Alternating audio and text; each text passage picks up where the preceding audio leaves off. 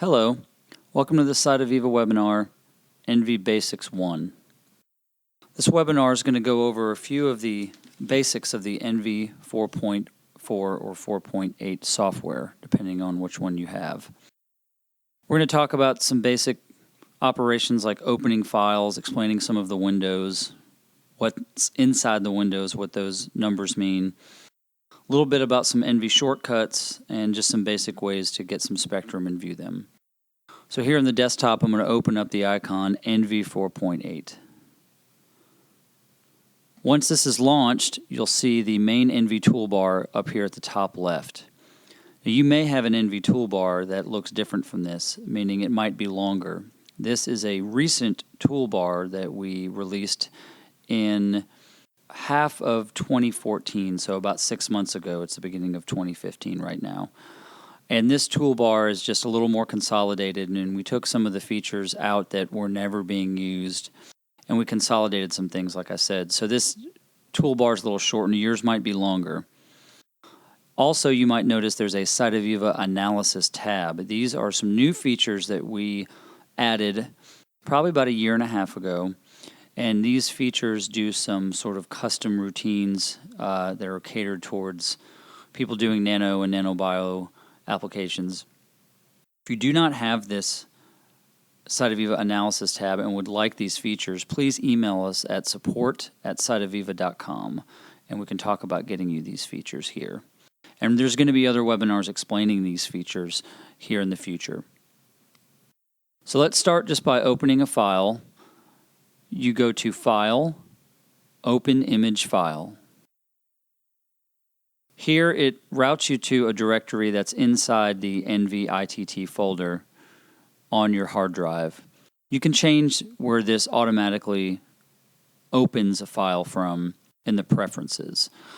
For example, you could have it always default to the desktop, which is where a lot of people like to see it. So I'm just going to go to the desktop.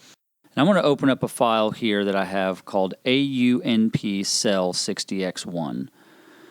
This is a cell with some gold particles attached to it, and it was taken at 60x. And you'll notice there's two files associated with a hyperspectral data scan. One is a very large file, you'll see here, 422 megabytes. And then there's a file beneath it that's defaulted to open in Notepad, and this file is very small. It's 5 kilobytes. This is the header file, .hdr. This file has text associated with the scan, meaning this file just gives you basic information about the scan, the date, the time it was recorded, the magnification, how many lines of data were collected, wavelengths collected, exposure time, anything you'd want to know about the scan. You can get this information from the header file. But we're going to open the larger file that doesn't have an extension. I'm going to highlight it and just hit open. So 4 windows open up here. And I'm going to talk about the available bands list first. Whenever you have a file open in ENVI, you get this available bands list window. This just shows you all the files that are open. Now, just because you're not seeing it on the screen here doesn't mean it's not open. It might be in the available bands list, and you can open it from the available bands list, meaning it'll be displayed on the screen. So this icon here that looks sort of like a piece of paper with many stacks, these are just showing the bands. And so all of the bands associated with this file, meaning these are the spectral slices that were collected, all of the spectrum that was collected. And we see here band 1 is at 400 nanometers, band 2 at 401.9 nanometers, and this goes all the way down to band 457 at 1000 nanometers. So this means that this scan, this data cube as we call it, is made up of 457 bands of spectral information. And you can see that the differences between these numbers are a little over a nanometer and a half, and that's the spectral resolution. That's the space between the spectrum. So here we have 989.08, 990.5. So this is about a nanometer and a half of resolution we see. You can collapse this file to just show the name of the cell and not have all of these bands down in this list. Now over here on the left, this is the actual scan, the actual data cube, and we have 3 windows associated with this.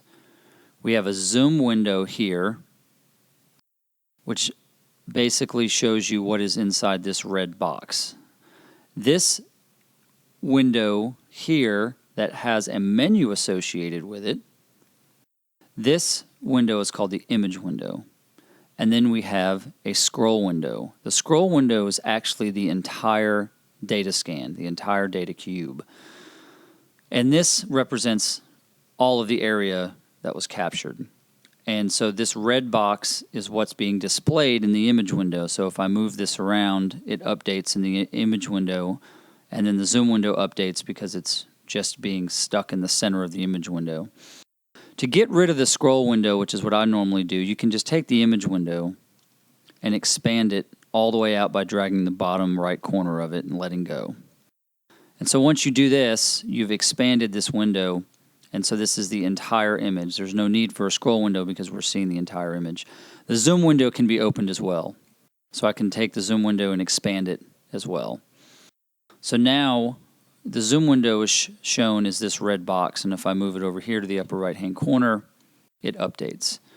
The zoom window can be smaller, meaning we can really zoom in as we see this window getting smaller as we zoom in, and then we can move this to, let's say, just a couple of particles here, and we can really get down to where you're just seeing one pixel. And as I click around in the zoom window, it's moving around.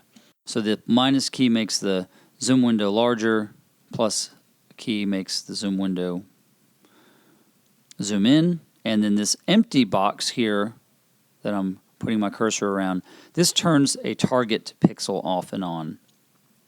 So this is the target pixel.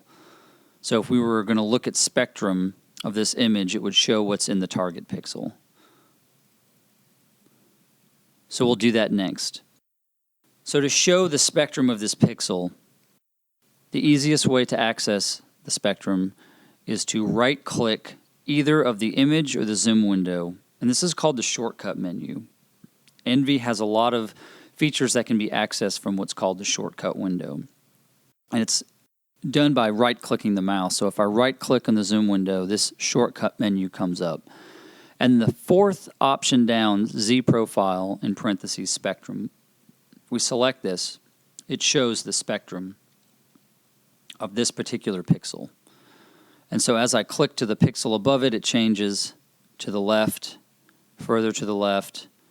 And if I drag the zoom window and the image window here over to a completely different particle, the spectrum changes. And we can go to these two particles here, place the zoom window over them, and see the difference between this pixel and this pixel. You can also change pixels by using the arrow keys on your keyboard.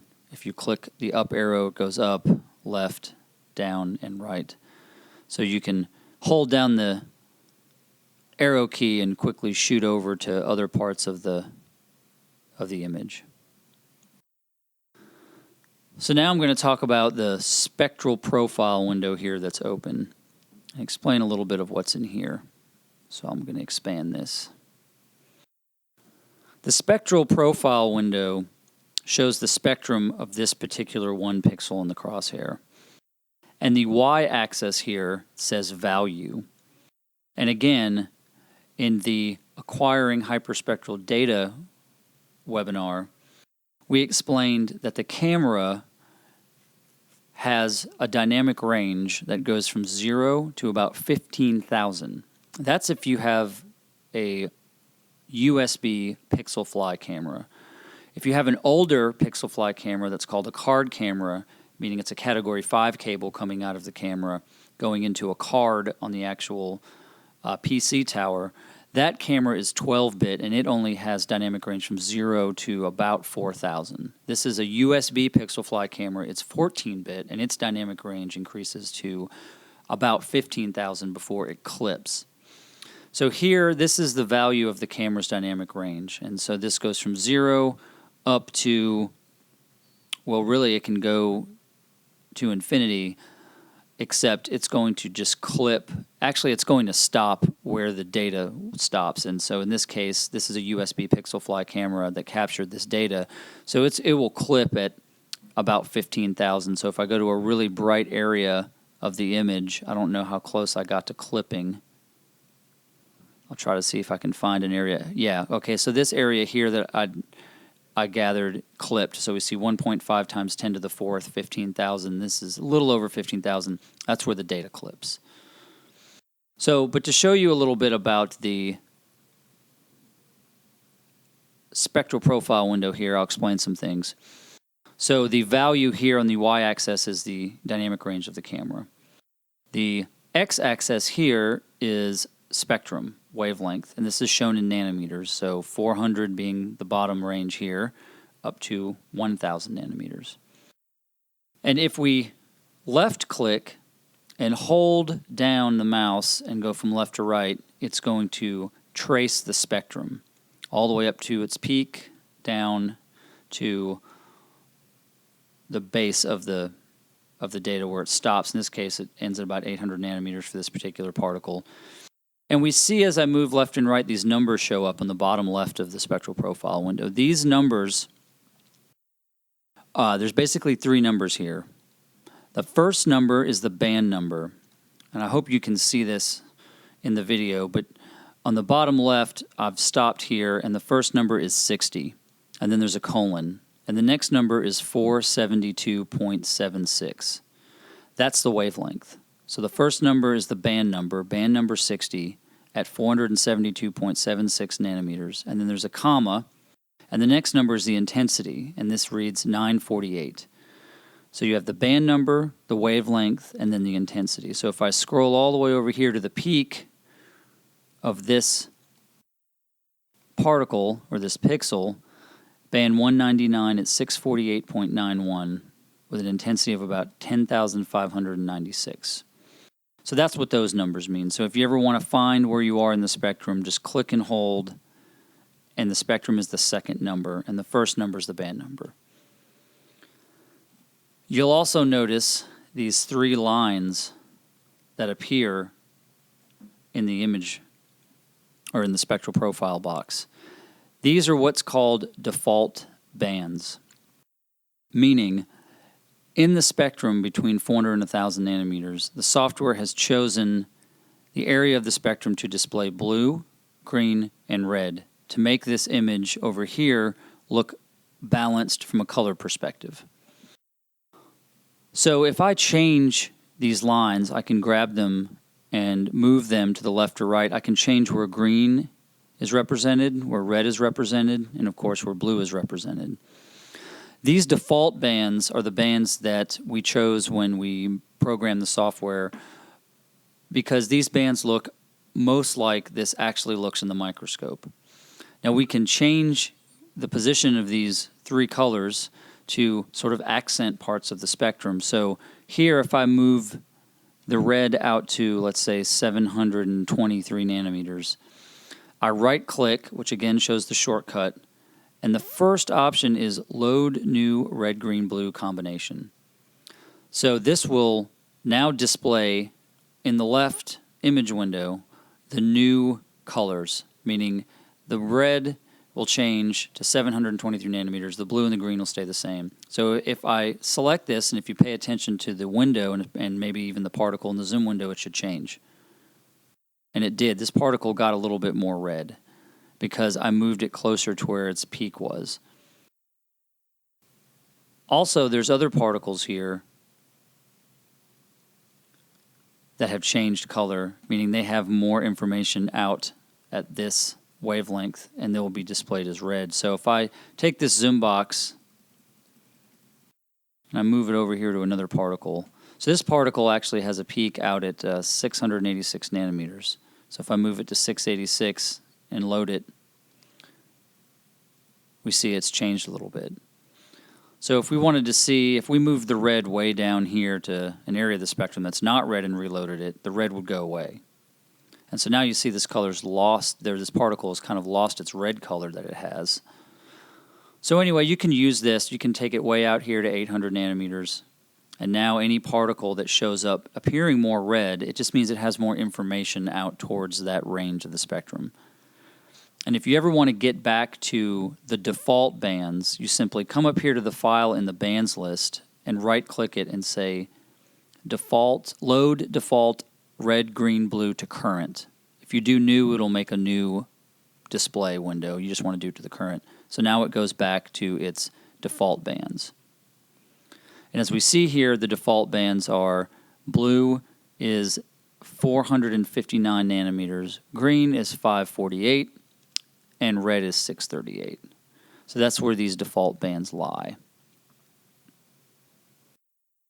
Also, another thing you can do in the spectral profile window is show the plot key. And the plot key is just simply the X and Y coordinate of the pixel you're on. So this pixel right here in the crosshair is at X position 605, Y position Y27. And if we click in the zoom window and use the arrow keys to move around, we see these X and Y position change. So that's when you show the plot key, that's what it's actually showing is the XY coordinate of that pixel. Another thing I wanted to talk about is the help menu. And here we have an ENVI help brochure that's on the computer that will show you some ENVI basics, but more importantly, I want to describe this mouse button description. You can open this and leave this open, and wherever you put your cursor, it will show you what the certain mouse buttons do. MB1 is your left click. MB2 is your center scroll wheel that can click, and then MB3 is right click. So here in the spectral profile window, we see MB1. Obviously, you hold it down, it displays the X and Y value of the plot in the lower left-hand corner, those white numbers that are changing. MB2, which is the center mouse button, if you click and hold it down and draw a box around the spectrum, it will zoom in to that part of the spectrum, and that's exactly what it says. So here, I'm going to zoom in, I'm clicking and holding down the center wheel, and I'm going to zoom in on this part of the spectrum, and I can continue to zoom in on certain parts of the spectrum. So now I'm just looking at these wavelengths between 680 and 688. And then if you click the middle mouse button again, it will come out. Each time you click, it will zoom back to its original position. And then MB3 is right-click. That's the shortcut menu. So this is the shortcut menu. The other thing I want to talk about is the enhancements. The enhancement window, or the enhancement menu rather, is here in the image window, Enhance.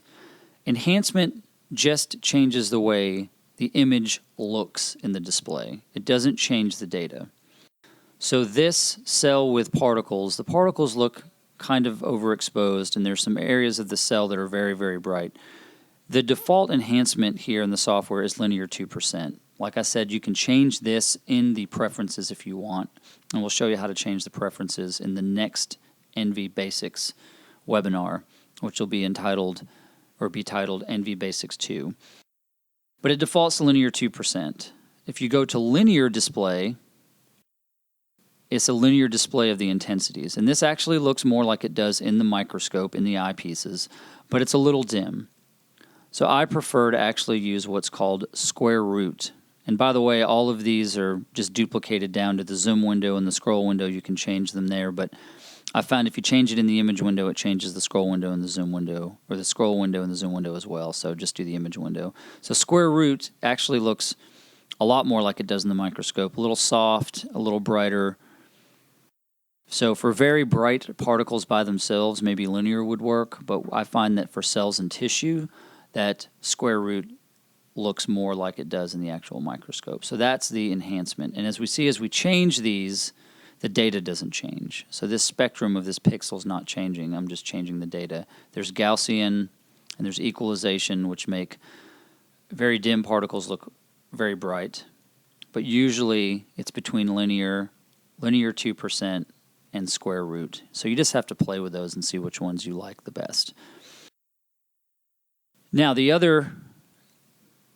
last thing I wanted to show you is spectral averaging. through a very simple shortcut in the Spectral Profile menu called Set Z Profile Average.